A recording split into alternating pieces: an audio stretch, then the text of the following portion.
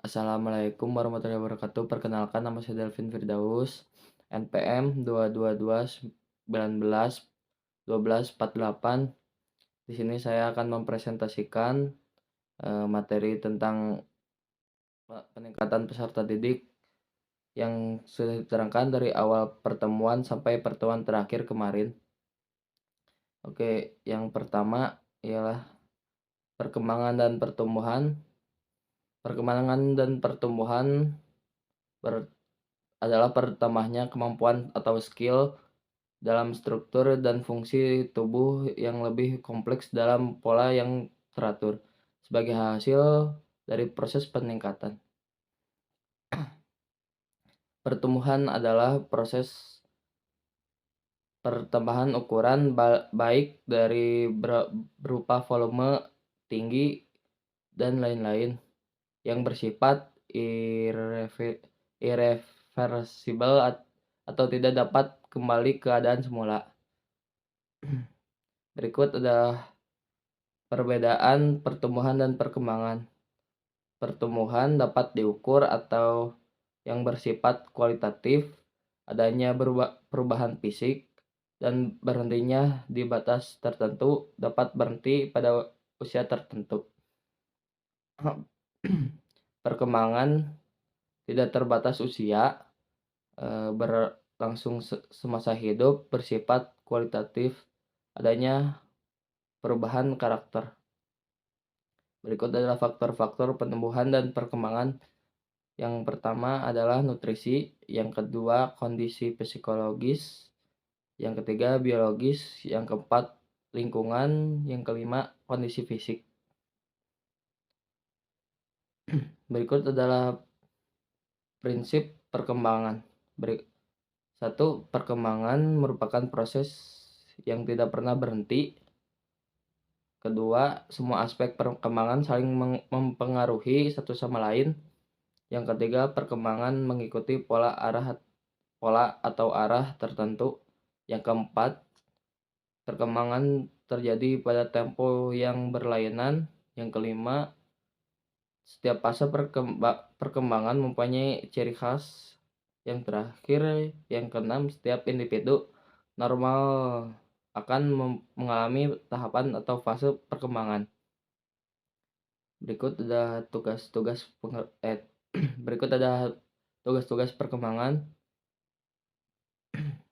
Ialah tugas yang terdapat pada suatu tahapan kehidupan seseorang yang akan membawa individu kepada kebahagiaan dan keberhasilan dalam tugas-tugas perkembangan berikutnya, yaitu apabila tahap kehidupan tersebut dijalani dengan berhasil. Bila gagal, ya sebaliknya.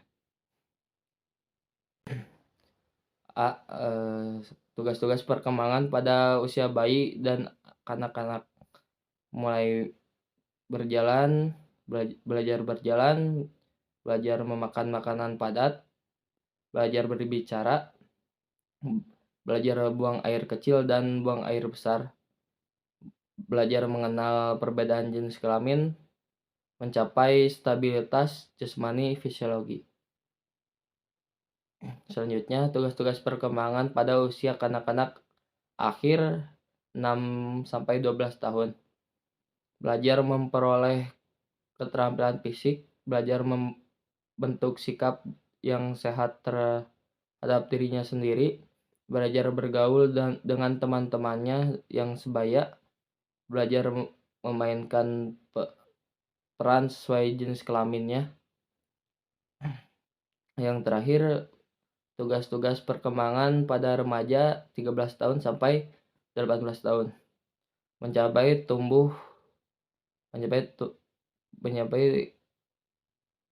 hubungan yang lebih matang dengan teman sebayanya, mencapai peran sosial yang sesuai sebagai pria dan wanita,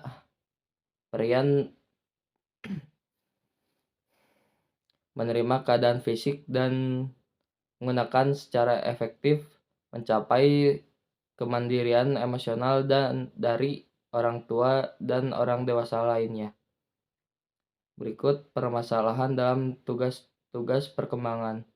Beberapa contoh permasalahan dalam tugas-tugas perkembangan